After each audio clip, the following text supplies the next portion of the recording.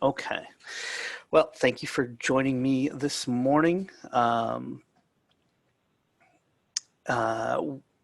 Today we are going to be talking about the Grade Center. What I'm going to do is just, the Grade Center is one of those tools in Blackboard that has a lot of moving parts. So we'll start, we won't be going thoroughly through the Grade Center, but we'll be doing a brief overview, talking a lot about navigation, um, and as well as organization, and going over a couple other tools inside of the Grade Center. Um, so we will get started here. I'm in my Blackboard course. I'm going to go to my control panel, and I'm going to go to the Grade Center area. And I'm going to go to my full Grade Center. So here I am in my full Grade Center. So what we're looking at is a list of my students. I only have 2 in my class right now. They have very similar names, as you can see. but and when we look at the Grade Center and we scroll to the side, we have the side scrolling bar. When we use this, we'll see the different assignments, tests, and whatnot that have that need to be submitted, have been submitted, or are yet to be submitted.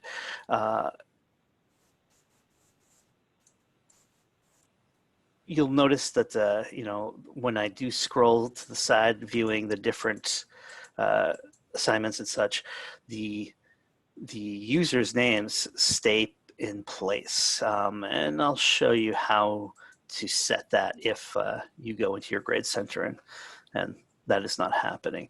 But first, I just want to kind of go over a couple of things in this front area. There'll be lots of icons appearing in different places. You have this nifty icon legend button. And when you click on that, it'll show you what all the different icons in your Grade Center mean.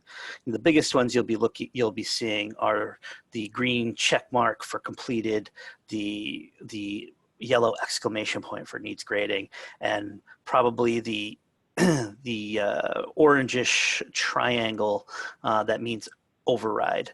And an override is when you have overridden a grade inside the Grade Center. It appears just like this right here. All right. You can also, if things aren't quite orderly enough for you, you can go to this area right above your list of students and assignments, and you can change how you sort what you're viewing. You can change the layout by categories, due dates, etc. You can also order things ascending and descending. These are just quick and easy ways for you to change the way you're viewing the list of users or even the list of assignments.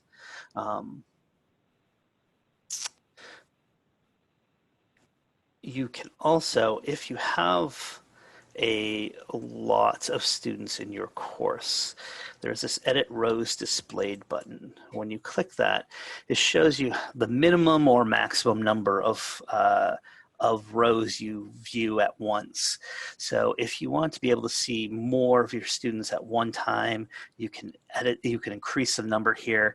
The maximum is 50, but you can, if you have 40 students and they're not all showing up and you want to see them all together, you can edit this number.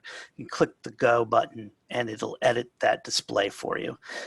The reverse of that being if you only want to see a handful at a time, you can lower that number as well to a minimum of 5.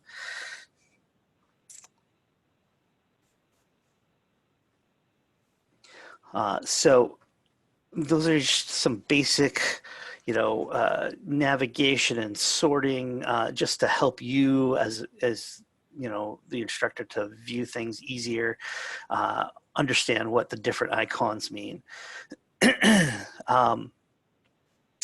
So I'm going to talk about creating a column. And a column is essentially a representation of an assignment or a test or anything you've added to the grade center that the student will be graded on. Now, a lot of times when you use tools within Blackboard, like the assignment tool or the test tool, it'll automatically create a grade center entry. Sometimes you need to add a column without using those tools. And you can do that just by using this create column button. And if you're used to using any of the tools in Blackboard, a lot of this format will look very familiar to you. We'll start at the beginning and we'll talk about, so we have the column name. You see this column name and the grade center name. The column name is a reference for you. The grade center name is a reference for your students. So if you want them to be the same, you can make them the same. But I would always recommend adding a grade center name just for clarity for your students. So I want to include a column to give students a grade on their attendance in my course. So I'm going to call it attendance. So I'll just call it attendance in the grade center as well. The description area is for your reference. The students don't see the description. You can put anything you want in here. Say overall grade for attending.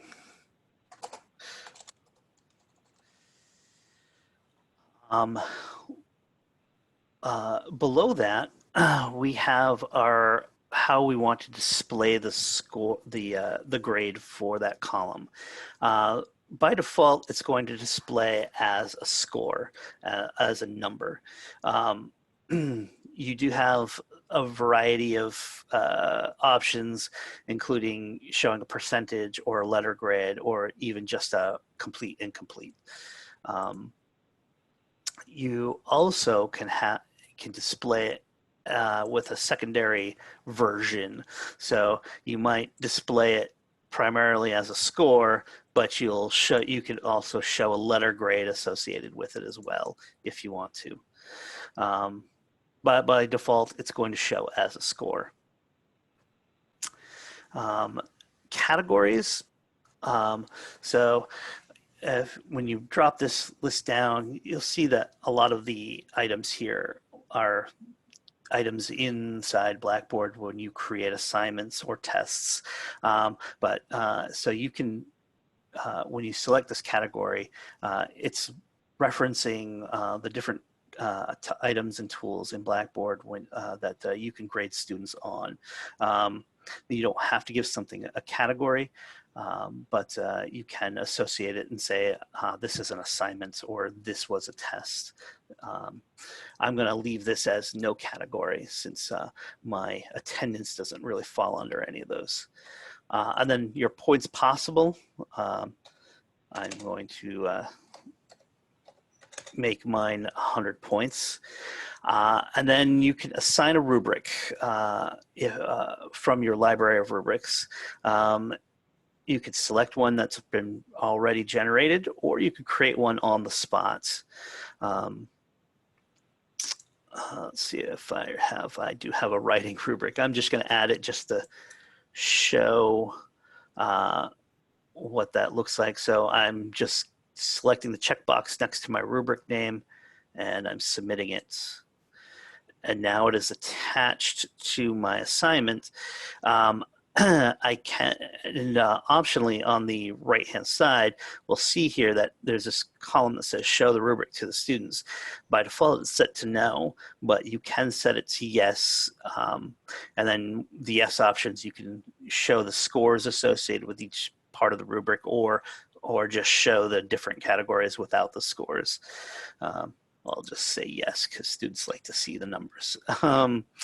Uh, so you can assign rubrics to your items that you create inside the Grade Center.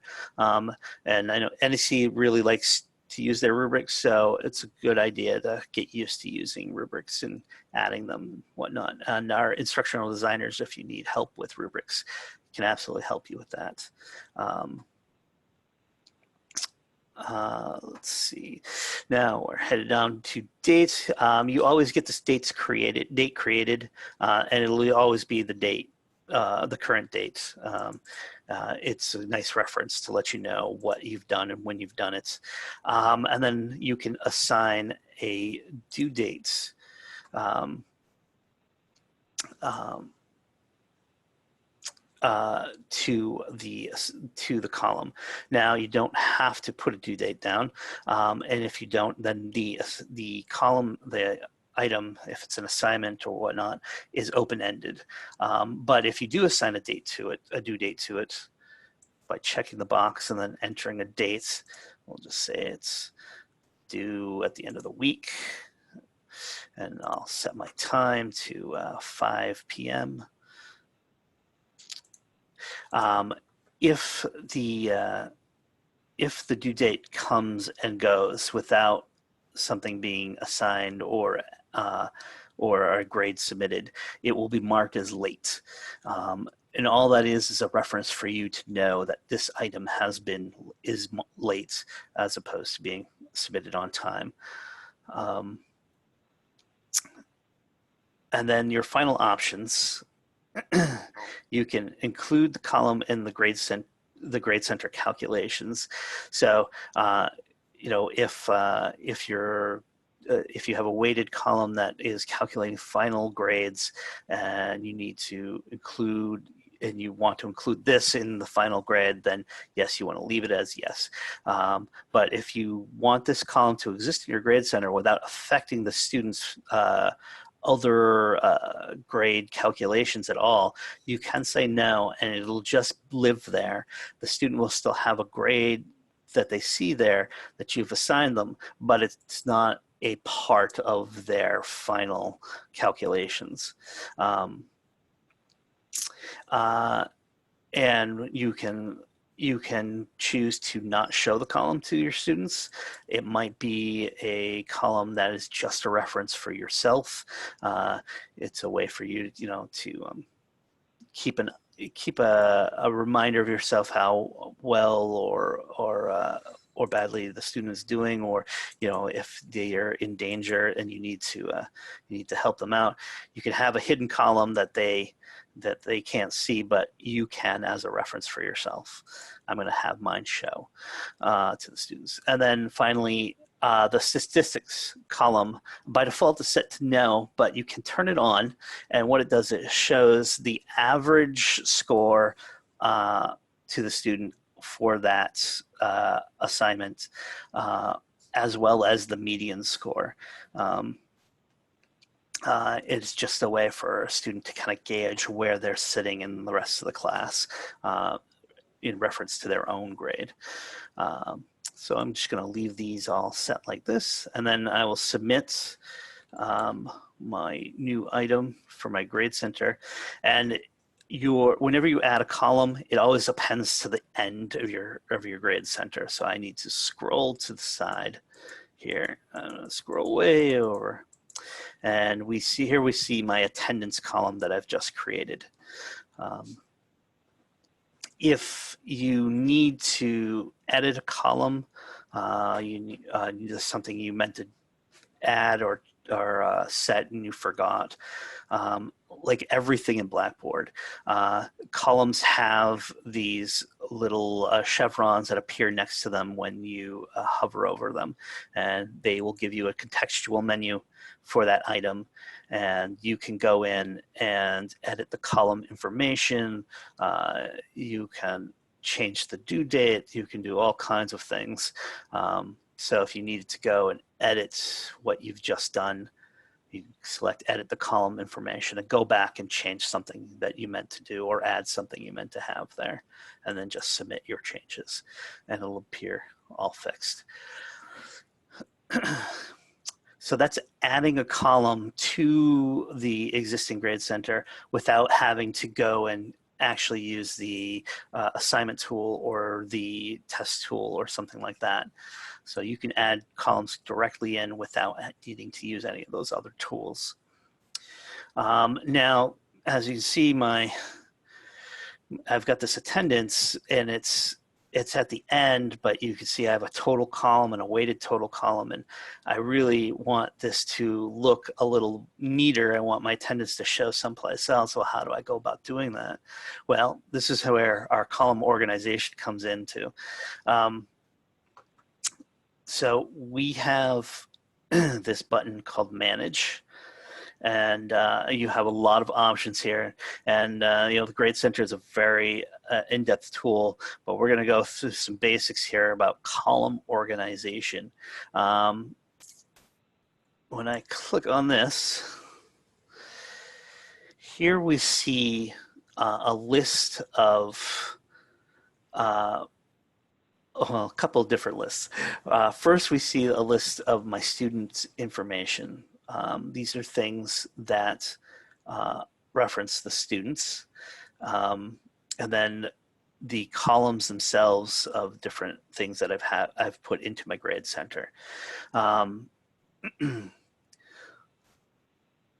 Earlier I was talking about how my students' names stayed frozen in place. And I wanted to show you how I did that. If you go in, by default, your students' first and last names should be frozen in place. But if they're not, I'll show you how and why that is happening. So here in this top area, we're looking at the students' information. We see these different pieces of information about the student, including their first and last name. You'll see them marked as frozen. And there's this gray bar here that says everything above this bar is frozen column. And this is how you make this frozen part happen. If these pieces are below the bar, which you can move these pieces around by clicking these little multi-arrow icons, you just click them and drag them, and you can move them around. You can even change the order in which these different pieces of information appear. But if they're below the bar, they're not going to be frozen when you're navigating your grade center. And if that's the case and you want them to be frozen, you just need to drag these up above the bar. Easy as that. And now my first and last name will be frozen in place. And if for some reason you wanted to be able to see the student's username as well, you could put that up there as well. And that'd be stuck there too. Or conversely, if you don't want those to be frozen in place, if it's just not the way you like to navigate, and you want those names to disappear when you scroll to the side, you can move those things below the gray bar, and that's what will happen. So I'm going to put them back because I like having the names right there where I can see them. And then below that, here's a list of the different columns in my grade center. I've got some information about them. Grading periods, NEC currently doesn't use grading periods systemically in Blackboard, but that's something you could delve into if you wanted to, creating your own grading periods. That might be something that comes down the road, but for now, most of your items will show as not being in a grading period. You'll see categories, and this coincides with the different tools in Blackboard, the assignment tool, the discussion boards. You'll see, so I have discussion board assignments here, I have regular assignments, I have tests. And then here's my attendance at the very bottom, and you'll see I assigned no category to it, and it says no category. I see associated due dates. So a lot of my items right now don't have due dates, but I have a couple of assignments that do. And again, it shows me the date I created these items. And lastly, the points possible for each different piece. Um, so we were talking earlier, I put my attendance column in, and it's showing at the very end. And really, I want that to be the very first thing I see, so I can just check that off quickly and easily. So I'm actually going to just like earlier, I'm just going to drag it to the top of the items, and if I see something else that I need to shift around, I could change the organization that way as well. You also have these check boxes next to each item. By checking things, you can then use the show and hide button to hide things in the grade center, or conversely show them again if they've been hidden. For one reason or another, if you want to hide something, you can select something and go to the show hide and just tell it to hide. And when you do have something hidden, it will gray out and go italic, and you'll also get this hidden tag next to the item. So if for some reason you're not seeing something in your grade center and you're not sure why, if you come to your column organization area, you can see if it's been hidden by accidents or if it's even there at all. But if you come here and you're like, oh, hey, look, my current events is hidden. I don't remember doing that. I'm not sure why, but I want to show it again. So I'll come down and I'll show that column, and now it's back to normal. You can also do that with the different information about students. You could, if you just want to show their first and last names in your grade center, all the other stuff is extraneous to you, you can select those items and go to the show hide and hide those items. Now, showing and hiding is not the same as deleting. It just hides them, puts them behind the curtain. So you have a couple other nice options with these buttons down here. If you created something, and like my attendance here, I have it set to no category, but I've decided I really want to change it to an assignment. I can change my category by selecting my item and coming down to this button and just changing and selecting the item I want to change it to, and we'll see that my attendance is now an assignment. We're not using grading periods right now, so there's nothing to change our grading period to. But if we did have different grading periods, you could change the grading period of an item. And lastly, you can delete things. So deletion is final here in this interface right here. So be careful when you do use that delete button. But if you have something that you don't want there, you created, and then you went back and said, oh no, I'm going to recreate that, or you accidentally copied it, you don't want to get rid of the copy, you can select an item and click that delete button and remove it completely. And once you've finished with organizing your columns, you just need to submit your changes. If you leave the area without clicking the submit button, everything you've just done will go back to the way it was. So you want to make sure you hit that submit. And here we are back in my grade center. Right now I'm scrolled completely to the right, but if I come back to the left here, we'll see my first column is attendance. And I was talking about those different the different columns of information for my students. Here they are right here, these first 4 columns. And I've decided, yeah, I don't really like those showing up. They don't really do anything for me. I just want to see the students' names and their assignments that they've handed in. So I'm going to go back and to manage and go to my column organization. And I'm just going to hide those columns. I could, in theory, delete them, but I'm not going to, just in case I need those for later reference. I'm just going to hide them. And I'll submit my changes.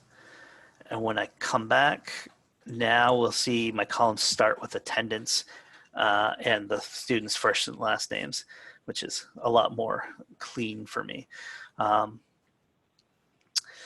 So that's column organization. We have this other item that's similar called row visibility. And simply put, all this does is let you hide and show students in your grade center. If for some reason you need to just make a student's row disappear for a little while, you can come to this area, row visibility, select the student, and hide their row. Once you do, we have that gray italic entry showing, as well as their status changes to hidden. And once I submit that and I come back, I only see my one student here now, not both. But I can, and then if I do whatever I need to do and I decide I want to have the other student show again, I could go back to manage and in row visibility and make that student appear again by selecting them and clicking show row. And they've gone back to normal view. Their status is shown. But again, I need to hit submit. If I don't, they'll keep their previous setting. And there they are. They're back into my grade center, looking nice. So if you ever come into your grade center and you know your students are accessing the course, but their name doesn't appear in your grade center, that is one area you can go to make sure that they're not being hidden for some reason. You go to manage and row visibility and look to see if they've been turned, if they've been set to be hidden inside the grade center. Occasionally it'll happen, so it's a good way to, good place to go and look.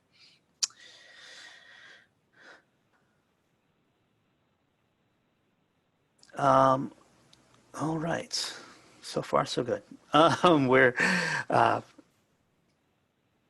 So I've talked about creating a column as far as creating a column for like an assignment or a test or something like that that's going to be graded.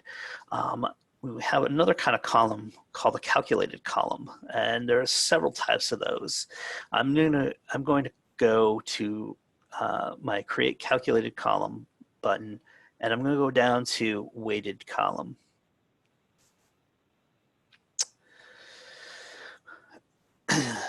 So a weighted column is a column that's calculated by using scores from other columns. And I'm just going to show you how to set one of these up. It's a good way for displaying like a final grades column, or having a running tally column, or quarterly report columns, if you will. So we're going to give it a name, just like we did before with our regular attendance column, but I'm going to call this final grade. Again, I want to give it a grade center name as well.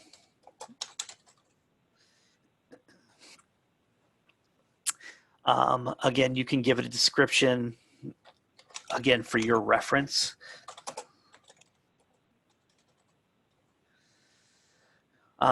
And we have the primary and secondary display. You can, by default, it's set to percentage, but you could show it as a score or a letter. And you can have a secondary display showing scores, letters, etc. I'm going to leave mine just set to percentage. This will also display what date you created this column. That's really for your reference. And here we come to the meat and potatoes of it. this is which columns am I going to include in this calculation.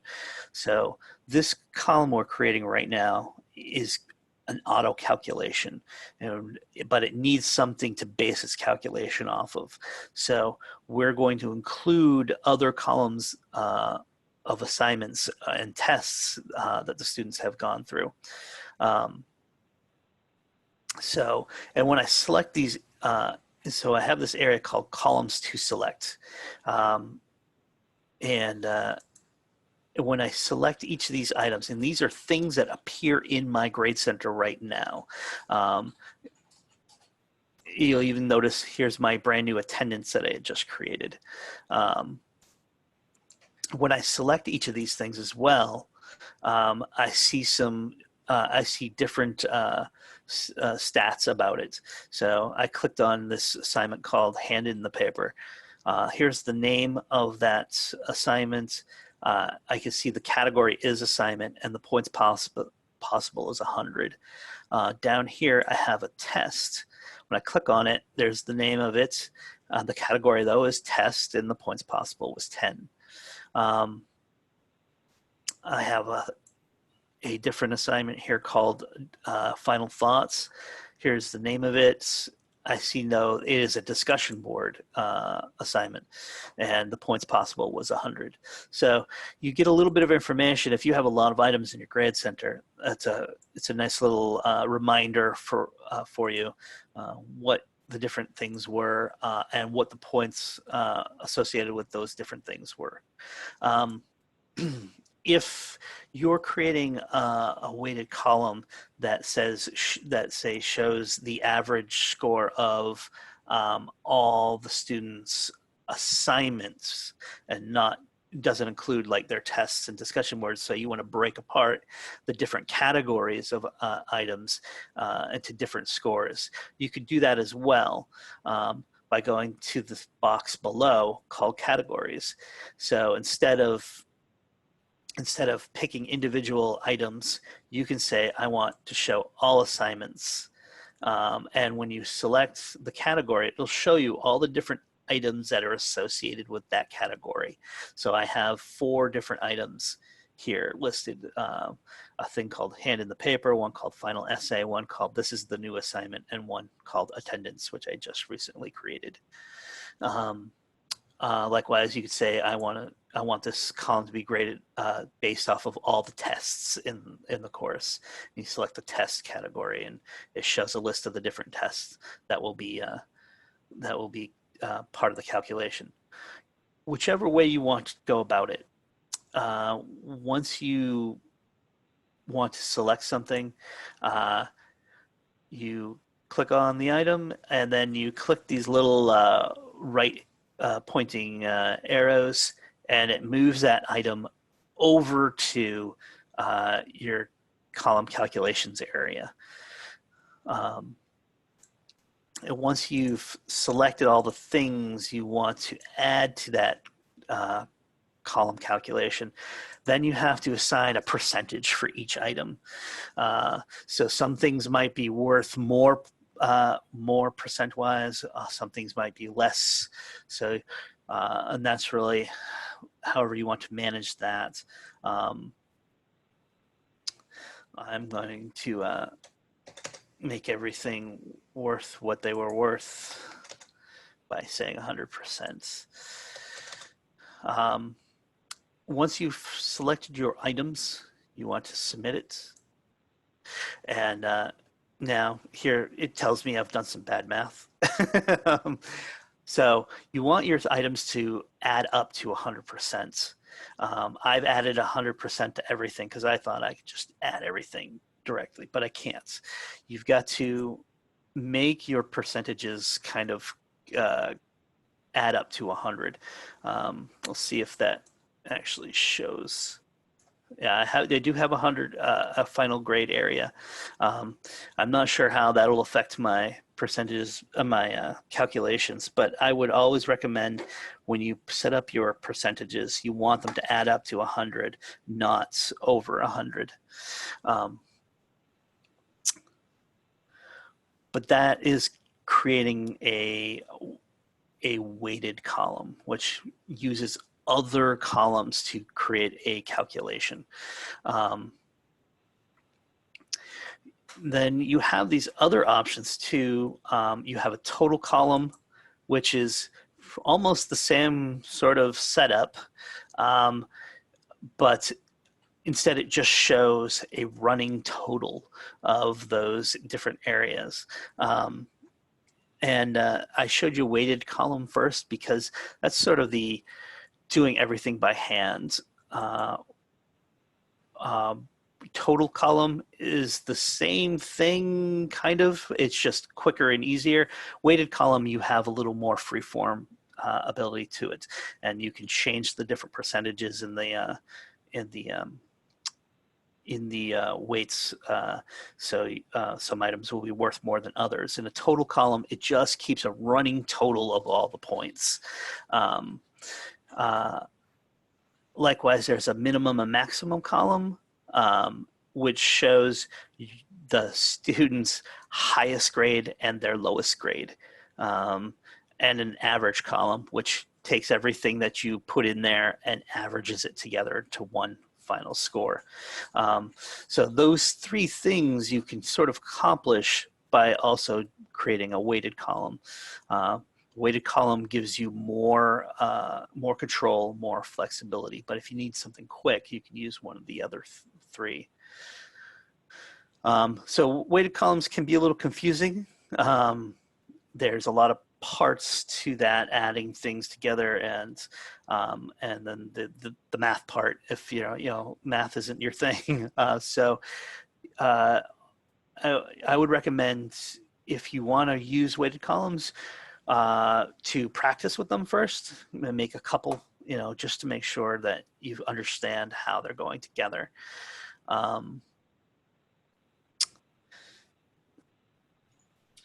Can I make a comment? You absolutely can. What we've been trying to do is to, if you grade each assignment at 100 points, then the students get used to knowing like 88 means the same versus, a 79. But then what you can control is the percentage that you weigh the assignments. And so that's kind of been the format we've been following and recommending. I don't know if that helps. No, that absolutely helps, Tatiana. That's a really good best practices suggestion for everybody to follow. I agree with that. The more complex you make your calculations, the harder it will be for you to, give the student a grade that you think is fair, because when you start doing algebra to do some basic grade calculations, it gets a little weird. So yeah, no, I agree. Definitely, if you keep things simple at 100, then it's a lot easier to create a grade that seems correct for your student. You don't have to worry about percentages of weights and things like that. Yeah, and just to add to that is, there should be a discussion and a writing rubric in each template. And again, we're trying to make things standardized, so those rubrics would be also at 100 points. So then that kind of helps this whole process in the weighted grading. So just as an FYI. Awesome, thank you. Yeah. So yes, the course I'm using right now wasn't built off of a template, obviously. So I don't have the pre-built rubrics that Tatiana's talking about, but many courses will have pre-built rubrics that you can select, and like she said, they're based on 100 points. Okay. Well, speaking of grades, let's talk a little bit about grading. If you've been in any of the other webinars I've done, I've talked about grading here and there. I'm going to talk a little bit more about it here. And it's really just different ways you can go about adding grades to the Grade Center and the different views that you're offered. So we're looking at our full grade center right now, um, which means I see every student and I see every assignment and test and what have you. Um, and you can see, I have lots of different icons showing up in my grade center right now. I have these yellow exclamations. I have these little orange triangles. If I click on my icon legend, I can see that I have a bunch of items that need to be graded. So I could go and enter grades directly into each field, just simply by clicking on them and putting in a score. You also have a menu that you get with when you hover over each field. By clicking on it, I can look at the grade details. I can exempt a grade, or I can look at the attempt itself. Um, so you can enter your grades directly in the Grade Center by going through this interface. It's quick, it's easy. If something's been graded and you decide to change the grade was auto-calculated like a test or something like that, you can go and change the item and it will count as an override, which is this little orange triangle that you see. Why is that important? So, the grades in the Grade Center appear a little differently when they're overridden, and generally they might behave a little oddly, but there's nothing wrong with overriding a grade. If you have a student who's late on an assignment, you assign them a 0, they're before they've submitted anything, then that will be an override grade. But if they hand in something afterwards, the way you go about grading that assignment is just a touch different. So just keep that in mind when you do an override. So yes, you can enter the grade directly, or we can go to this area called Needs Grading, which appears in my control panel under Grade Center. We're going to go to Needs Grading. And this is a nice area because it'll show you every item that needs to have a grade assigned to it. And it's only things that have been submitted by the student. So if the student hasn't submitted something, then it won't show up in this needs grading area. It's only if they've entered, they've completed a quiz or a test, or they've entered a discussion board entry, etc. So I come here, I see that this one student has a bunch of items that need to be graded. And it shows me, that, this is an assignment, these are discussion board entries, this was a test, the names of the items of the student associated with it, and when they submitted it. So if you go to an item, we'll go to this assignment. This is hand in the paper. If you click the drop down, you can grade all users that submitted this assignment. That's what I'm going to do. And you may, if you were around for the webinar on the assignment tool, this will look a little familiar. This is where you go to when you grade a student's assignment. You'll see your students' names at the top here, and you could cycle through them by using these left and right arrows. And when you switch students, it'll change it'll show the assignment for that entry for that student down below. This student entered just here is my work, grade it well. They put a lot of work into it, so we want to give them a good grade.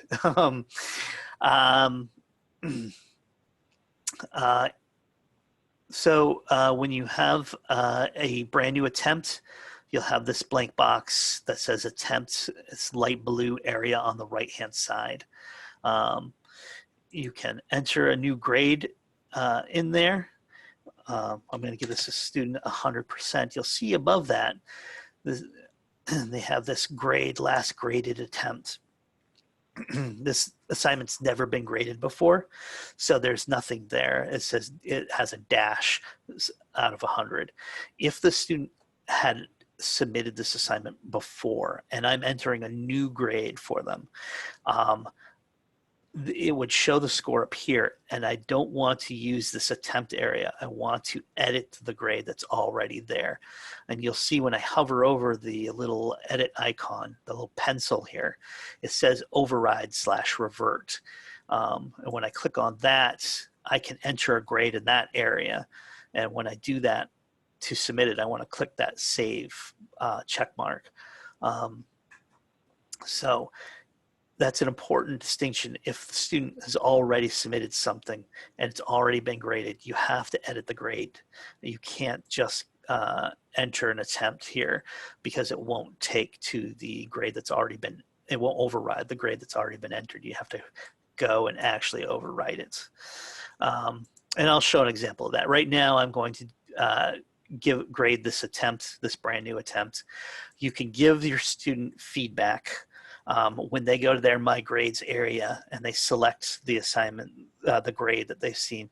They'll see a feedback box with your notes.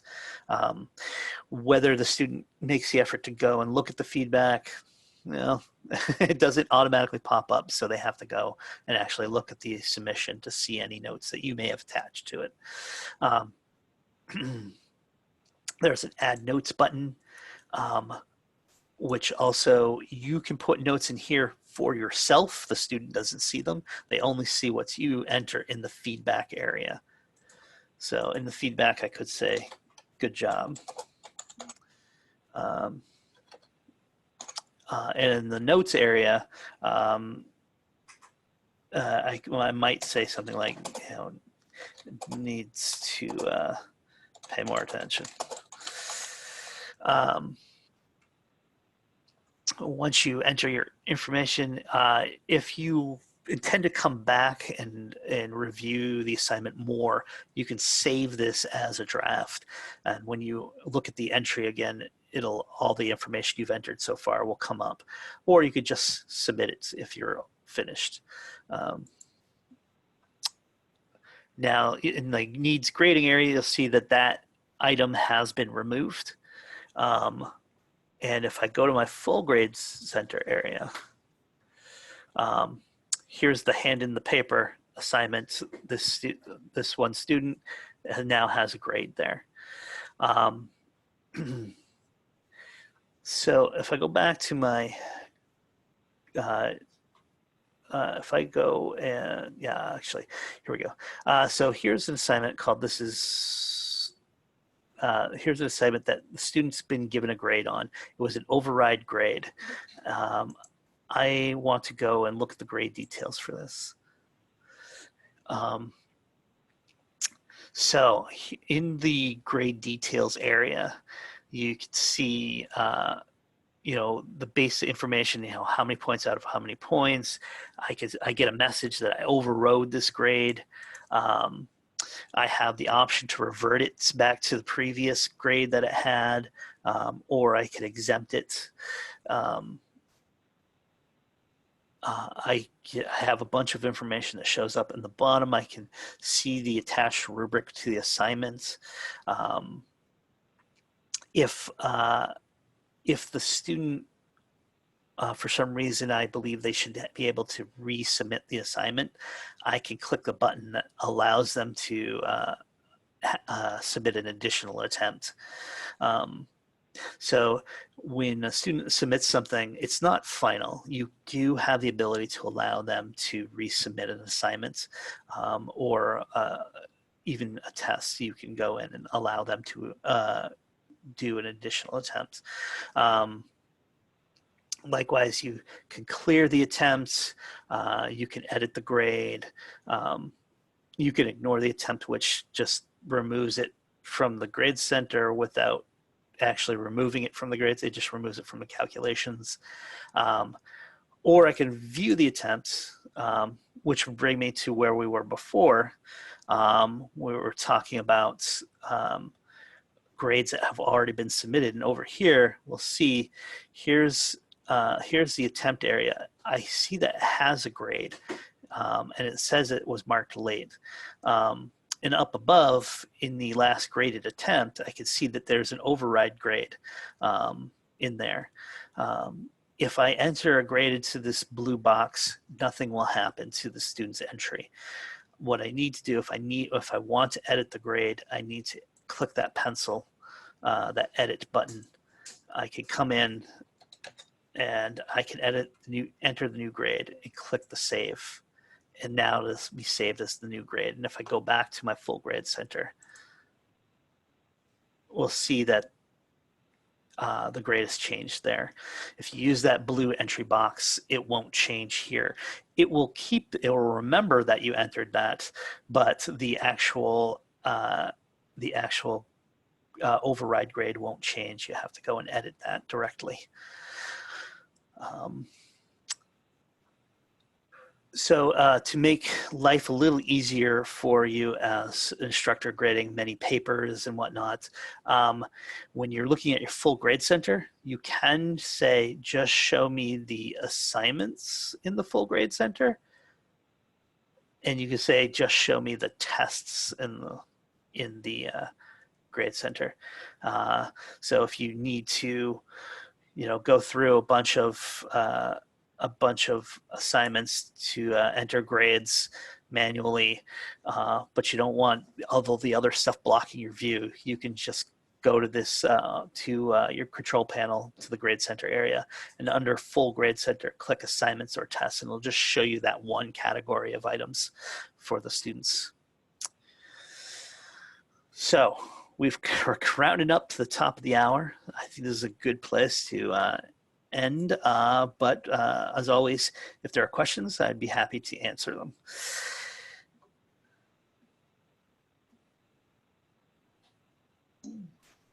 No questions on my front. Oh, all right.